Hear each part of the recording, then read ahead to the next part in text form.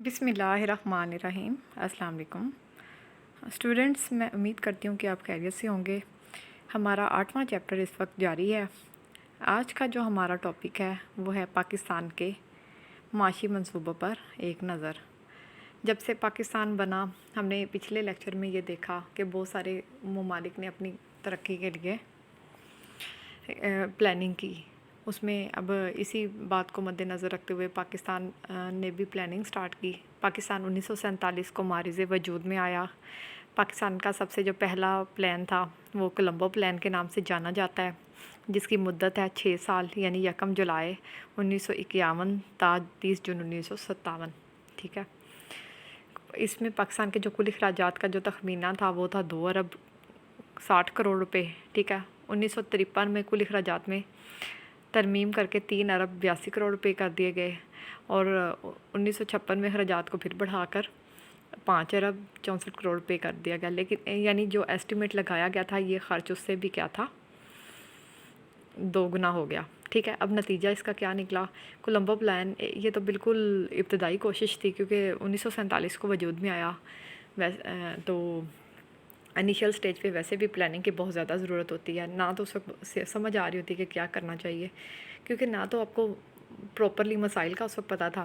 तो इससे ना सिर्फ वाज़े मनसूबाबंदी के असूल थे, ना ही अगराज़ और मकासद का पता था, ना ही वसाइल का पता था, ना ही आबादी के मतलब कोई अदाद शुमार थे। लिहाजा ये 6 साल की मुद्दत पूरी नहीं हुई, ये मनसूबा पहले ही क्या हो गया, ख़त्म हो गया। उसके बाद 5 ईयर प्लान स्टार्ट होते हैं। अब हम 1 बाय 1 उनको डिस्कस करते जाते हैं। जो पहला 5 साला मनसूबा था वो बना 1955 से लेकर 1960 तक। पाकिस्तान का जो पहला 5 साला मनसूबा है वो 1 अप्रैल 1955 से 31 मार्च 1960 तक गया। ठीक है।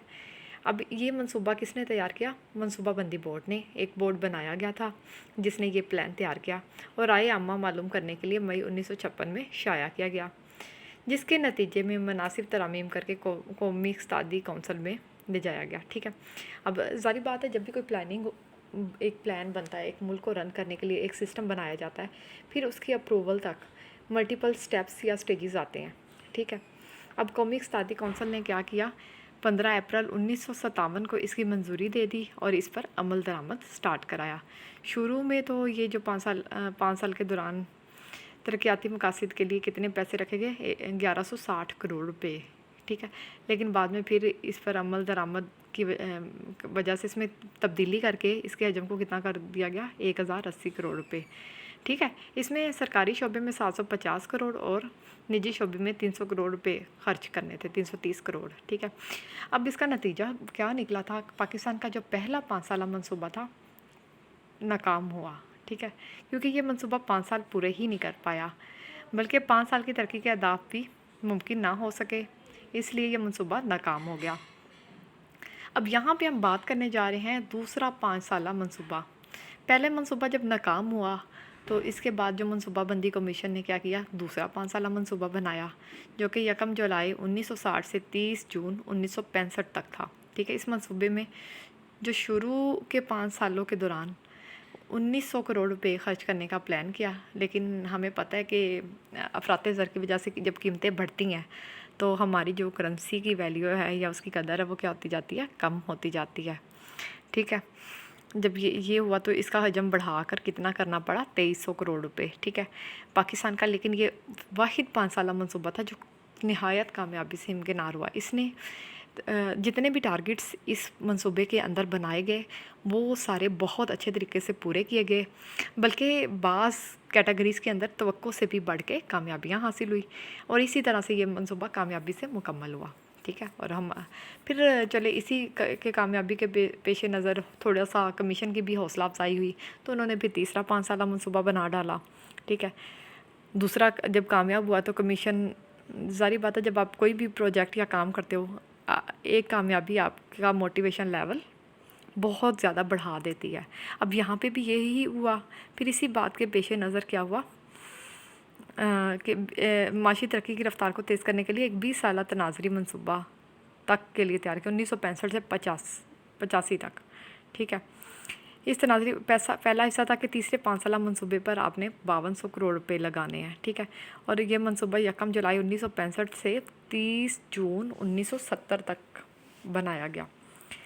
ये भी मंसूबा ज़ाहिर बात है कामयाब ना हुआ, क्योंकि अमल दरामद के 2-3 माह बाद ही इसकी नाकामी की जो सबसे बड़ी वजह ये थी कि 1965 में हमें भारत के साथ जंग लड़ना पड़ गई। अब ज़ाहिर बात है जब जंग स्टार्ट हो जाए, आपके मुल्क के हालात अनस्टेबल हो जाते हैं और जो तमाम तर तवज्जो है वो मुल्की वसाइल से हटकर दिफा की तरफ आपको लगानी पड़ती है, जिसकी वजह से इस साल क्या होगी, गज़ा की किल्लत पैदा होगी।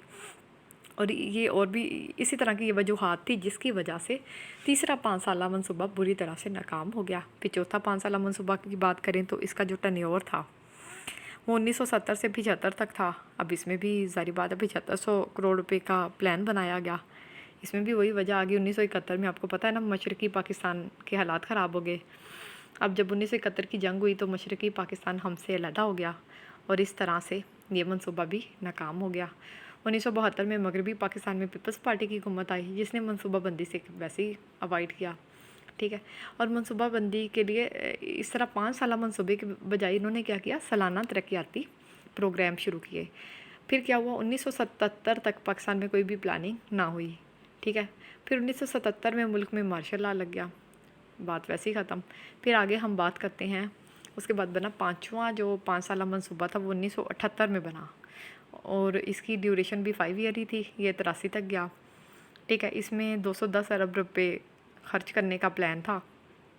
ये जुज़वी तौर पे कामयाब हुआ, ठीक है, लेकिन मुकम्मल तौर पे नहीं, यानी चंद एक कैटेगरी के अंदर जो टारगेट थे उसको तो अचीव कर लिया गया, बाकियों को ना किया जा सका। और फिर हम बात करते हैं छठा 5 साला मनसूबा।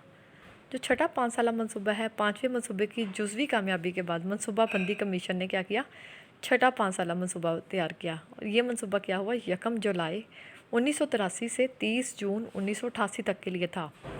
अब इस मनसूबे में जो तरक्याती कामों के लिए अखराजात रखे गए वो कितने थे, 945 अरब रुपए। लेकिन पाकिस्तान का ये मनसूबा भी बहुत सारी रीज़न्स की बिना पर कामयाबी हासिल ना कर पाया और जुज़वी तौर पर कामयाब हुआ।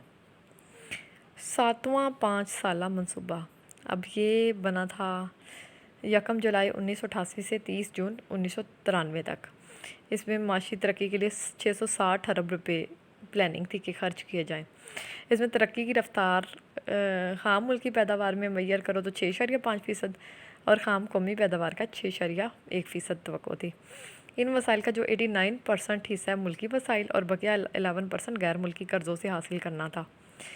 अब इसमें यह भी प्लान किया गया कि बचतों का तनासुब 10% से बढ़ाकर 14.2% करना था, ठीक है। अब इसमें साथ साथ ये भी प्लानिंग थी कि तालीम पे, सेहत पे, समाजी बहबूद, आबाशी की फरामी, आबो नकासी वाले सारे सेटअप के लिए बुनियादी सहूलतें वहाँ पहुँचाने का प्रोग्राम था। अब इसमें औरतों की तरक्की के लिए भी ख़ुसूसी तौर पे तवज्जो दी गई और मनसूबे के दौरान प्राइवेटाइजेशन की पॉलिसी भी शुरू की गई, जिससे निजी सरमायाकारी की हौसला अफजाई हुई और हुकूमत अपने कर्ज़ों की अदायगी के लिए खासे फ़ंड वसूल हुए। मनसूबे के दौरान प्राइस कंट्रोल ख़त्म किए गए और सब्सिडी को भी क्या किया गया, ख़त्म। ये भी कामयाब ना हुआ। अब हम बात करते हैं आगे 8वें 5 साला मनसूबे की। जो पाकिस्तान का 8वां 5 साला मनसूबा था वो 1 जुलाई 1993 से 30 जून 1998 तक रहा। ये भी सियासी अदम इस्तेहकाम और 1993 में हुकूमत ने कई बार ज़ाहिर बात है तब्दीली हुई, तब्दीलियों की वजह से इस पर अमल दरामद 1993 की बजाय 1994 में शुरू हुआ, ठीक है, क्योंकि मंजूरी नहीं हुई, बार बार हुकूमतें बदलती रहीं, जिस वजह से इस पर फौरी तौर पर अमल दरामद मुश्किल हो गया। इस मनसूबे का जो हजम था वो 1701 बिलियन रुपए था, ठीक है, जिसमें 752 बिलियन रुपए सरकारी शोबे से और 949 निजी शोबे में खर्च होने थे, ठीक है। यहाँ पे आ जाए सरकारी शोबों के लिए 483, ये फैक्ट एंड फिगर है बच्चे, इसको तो आपने खुद ही याद रखना है। अंदर वाले फिगर्स तो आपको नहीं याद होंगे, लेकिन आपको हर 5 साला मनसूबे का ड्यूरेशन याद होना चाहिए कि कौन सा मनसूबा कब से कब रहा। फिर इसमें तरक्की के अहदाफ क्या थे कि शरह तरक्की के ख़ाम मुल्की पैदावार 7%, ज़राअत 4.9% पे, सनत को 9.9% और ख़िदमात को 6.7% करना है। इसकी अहम खसूसियात क्या थी, इलाकाई, तबकाती और ग्रोही अदम मुसावात को कम करना, ठीक है। हमें यही तो पता है कि हमारे मुल्क में इनइक्वालिटी बहुत ज़्यादा है, बहुत ज़्यादा डिफ्रेंसिएशन रखा जाता है, अमीर गरीब का बहुत ज़्यादा फ़र्क है, इस चीज़ को कम से कम करना। جو طبقات میں بٹے ہوئے ہیں اس کو ختم کرنا، اور غربت کے خاتمے کے لیے کیا ہے، طویل المیعاد منصوبے بنانے ہیں، سوشل ایکشن پروگرام اور روزگار کے مواقع پیدا کرنے ہیں، اور قلیل مدت زکوٰۃ اور بیت المال سوشل ویلفیئر سسٹم کے تحت ریلیف دینا ہے، تعلیم کے لیے، علاج و معالجے کے لیے اور روزگار کے لیے میرٹ کی بنا پر یکساں مواقعوں کی فراہمی دینی ہے، اپنے مالی ذرائع پر زیادہ انحصار کرنا، بینک قرضوں اور ٹیکس ناہندگان کے خلاف سخت کارروائی کا فیصلہ کیا گیا۔ پھر یہاں پہ ہم بات کرتے ہیں کہ پبلک پرائیویٹ پارٹنرشپ کا نیا تصور متعارف کرایا، نجکاری اور ڈی سینٹرلائزیشن کی حوصلہ افزائی کی گئی، معاشی نظام کو مستحکم اور مستعد بنانا، منڈیاتی معیشت کو مضبوط کرنا اور آزادانہ پالیسی اپنانا، ٹیکسوں کی بنیاد کو وسیع کرنا ہے، ٹیکس کی شرح کو کم کرنا، یعنی ٹیکسز کے نظام کو بہتر بنایا جائے تاکہ وہ لوگوں کے لیے لوگ اس سے برڈنائز نہ ہو، لوگ اس کو قومی فریضہ سمجھ کے ادا کریں، نہ کہ بوجھ سمجھ کے۔ اب اس کا جو نتیجہ ہے وہ کیا ہے، 8ویں 5 سالہ منصوبے کے تحت جو سرمایہ کاری تھی یا بنیادی سہولیات، توانائی کے ذرائع، غربت میں کمی، روزگار ماحولیات کے لیے بہتر حکمت عملی اپنائے گی، تاہم ملکی غیر مستحکم سیاسی حالات تھے اور بین الاقوامی وجوہات کی بنا پر جو 8واں منصوبہ بھی تھا یہ بھی اپنے مقاصد کو اچیو نہ کر پایا۔ آگے ہم بات کر لیتے ہیں معاشی ترقی میں سالانہ ترقیاتی منصوبے کا کردار۔ پھر ADP کے نام سے ایک پلان بنایا گیا، یہ 5 سالہ منصوبے کی بجائے سالانہ یعنی 1 سال کے منصوبے پر مشتمل تھا۔ ٹھیک ہے، اس میں دیکھ لیتے ہیں کہ معاشی ترقی میں اہم کردار ادا کرنے کے لیے اس کا کیا رول ہے۔ یہ معیشت کے ریگولیشن اور کنٹرول کی ایک دستاویز ہے، ٹھیک ہے۔ اس پروگرام کی اسمبلی میں منظوری کے بعد متعلقہ وزارت ضرورت کے مطابق خرچ کرنے کے اختیارات اس میں آئیں گے، اور سالانہ پروگرام کے اہداف بدلتے ہوئے معاشی جو بھی حالات ہیں، ظاہری بات ہے وہ کبھی ایک سے نہیں رہتے، وقت کے ساتھ ساتھ حالات میں تبدیلیاں ہوتی جاتی ہیں۔ ان کا احاطہ کرنے کے لیے کیا کیا گیا، سالانہ ترقیاتی پروگرام امپورٹنٹ کردار ادا کرتا ہے، یعنی آپ کا 1 سال 5 سال سے زیادہ آسان ہے 1 سال کے اندر رہتے ہوئے چیزوں کو میسر کرنا۔ جب ہمارے 5 سالہ منصوبوں کی مسلسل ناکامی کے بعد پھر 1 سالہ یعنی سالانہ ترقیاتی پروگرام بنائے گئے، ٹھیک ہے۔ پھر جب غیر یقینی یا ناگہانی حالات میں طویل عرصہ یا درمیانی عرصے کی منصوبہ بندی کرنا کیا ہو جاتی ہے، مشکل۔ ہم نے 5 سالہ منصوبوں کی ناکامی کی جو بڑی وجہ یہی تھی کہ سیاسی طور پر ملک میں استحکام نہیں تھا۔ پھر 1965 کی جنگ اور 1971 میں جب مشرقی پاکستان ہم سے علیحدہ ہو گیا تو بہت سارے مسائل سے ہم دوچار ہوئے، ٹھیک ہے۔ پھر افراط زر ہے یا تفریط زر، بے روزگاری جیسے مسائل پر قابو پانے کے لیے ہمیں کیا چاہیے ہوتا ہے، ملکی ضروریات کے مطابق منصوبہ بندی قلیل عرصے میں بھی کرنا پڑتی ہے، کیونکہ طویل عرصے میں اتنی زیادہ پلاننگ کرنا پاسبل ہی نہیں ہوتا، ٹھیک ہے۔ اب اس سالانہ پروگرام میں ایسے مسائل اور ان کے حل پہ کیا کیا جاتا ہے، گہری نظر رکھی جاتی ہے۔ پھر آگے بات کرتے ہیں جو سالانہ پروگرام ہے اس میں کاروباری اداروں کی موجودہ پیداواری استطاعت سے استفادہ کرنے میں مدد دیتا ہے۔ پھر ہے سماجی اور معاشرتی بہبود جیسے صحت، رہائش، تعلیم، نکاسی اور پینے کی پانی کی فراہمی سے متعلق سالانہ ترقیاتی پروگرام کے تحت ہی پایہ تکمیل پہنچتے ہیں، ٹھیک ہے۔ اور حکومتی مشینری کو چلانے کے لیے مالیات کی فراہمی سے متعلق ٹیکسوں میں رد بدل اسی پروگرام کے تحت ہوتا ہے۔ اچھا، اب ہم یہاں پہ بات کرنے جا رہے ہیں کہ پاکستان میں جو سالانہ ترقیاتی پروگرام ہے وہ کیوں، کب بنا اور کب کیسے اور کیوں اس کی ضرورت محسوس کی گئی۔ 1971 میں پاکستان انڈیا کی جنگ ہوئی جب مشرقی پاکستان ہم سے علیحدہ ہوا اور مغربی پاکستان کی حکومت کے لیے متحدہ پاکستان کے لیے بنائے گئے چوتھے 5 سالہ منصوبے پر عمل درآمد نہ ہوا۔ پھر اس کو جب ترک کر کے اس کی جگہ کیا کیا گیا، سالانہ ترقیاتی پروگرام بنایا گیا، اور حکومت ہر سال قومی بجٹ کے ساتھ سالانہ ترقیاتی پروگرام بھی اناؤنس کرتی رہی۔ اور آپ کو پتہ ہے دسمبر 1971 سے لے کر جولائی 1977 تک ذوالفقار علی بھٹو کی حکومت تھی اس وقت، اس میں سالانہ ترقیاتی پروگرام پر بھی عمل درآمد کرتے رہے۔